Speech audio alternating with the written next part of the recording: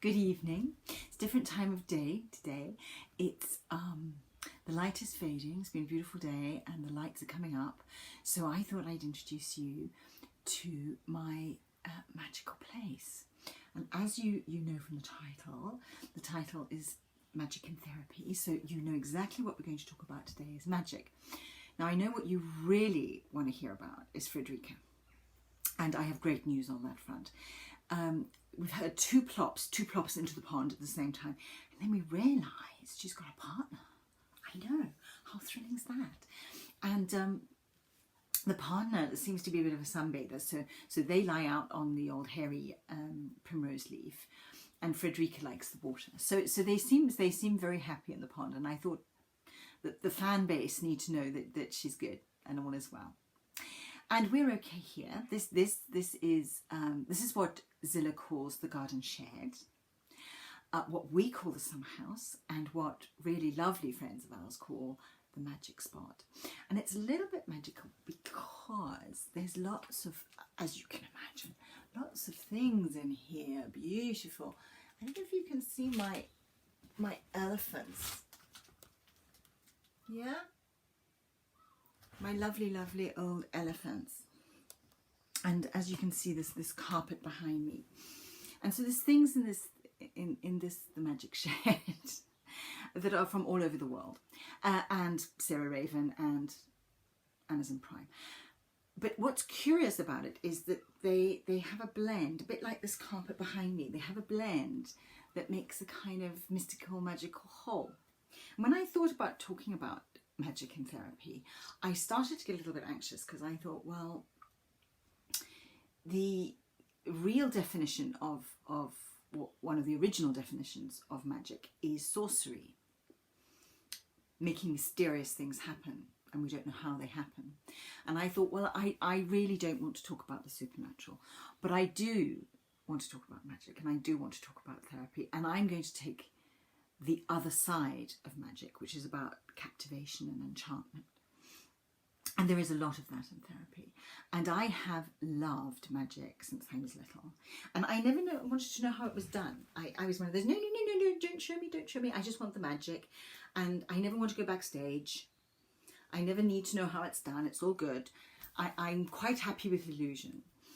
And it's really interesting because, of course, my career has been about being backstage. That's what we do as therapists. We are the people backstage, helping those on stage. So why magic? Why magic now when most of us have really lacked a lot of wonderment, but have been stuck in a kind of awestruck horror as to what has happened to the world and what this virus has done to us all, and with no future that's very clear. Why on earth are you talking about magic? And I thought, well, it is really important that we trust and hope and pray that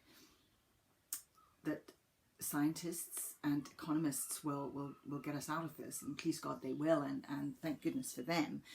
But I also think therapy and magic has a lot to offer at this point. When I studied theology, we were told a miracle is simply something that hasn't been explained yet. And I was like, wow. But I had a bit of a wow, but I also had a little bit of an ambivalent feeling about it, because the wow came from, so we're infinite? Our minds are infinite?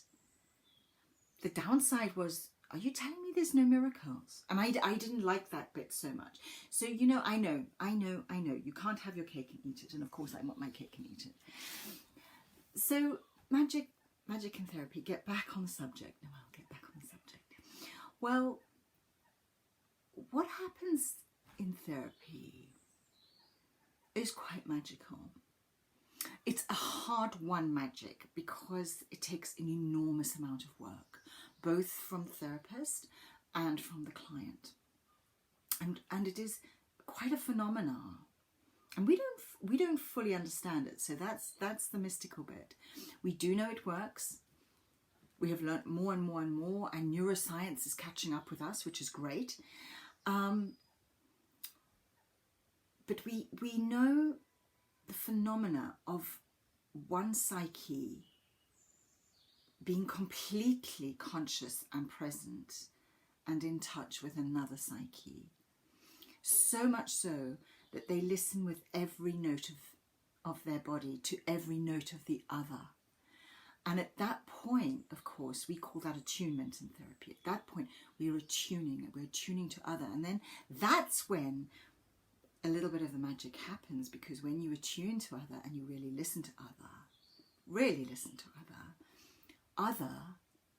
starts to hear themselves, and they start, but like this carpet, they start to weave their own thoughts together, their feelings together, their past experiences together. They start to make a different pattern, and it comes from all sorts of places in them, and yet there's a beauty and a pattern and a cohesion and, of course, a strength.